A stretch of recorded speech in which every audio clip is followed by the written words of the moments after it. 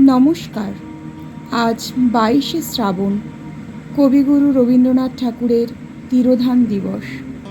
আজকে আমার নিবেদন কবি অনির্বাণ ঘোষের লেখা কবিতা মুছে যাক গ্লানি।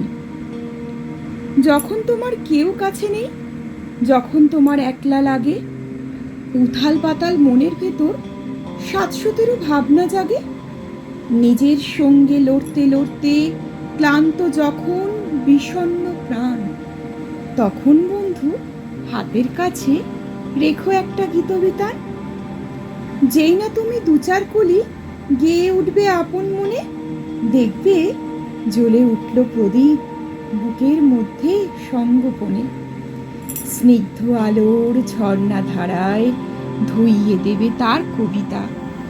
বন্ধু কেবল হাতের কাছে রেখো একটা সঞ্চয়িতা। ভাবছো কেন ফুরিয়ে গেছো, থাকছো কেন বদ্ধ ঘরে?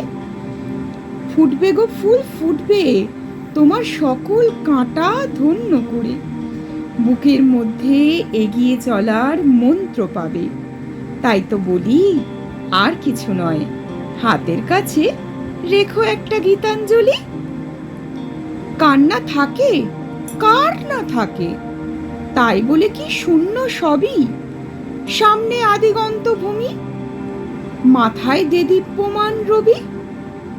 পথ চলো সেই আশীর্বাদেই, জীবন জয়ের মহোৎসবে। তাপস্য নিঃশ্বাস বায়ে মুমূর্ষুরা বিলীন হবে।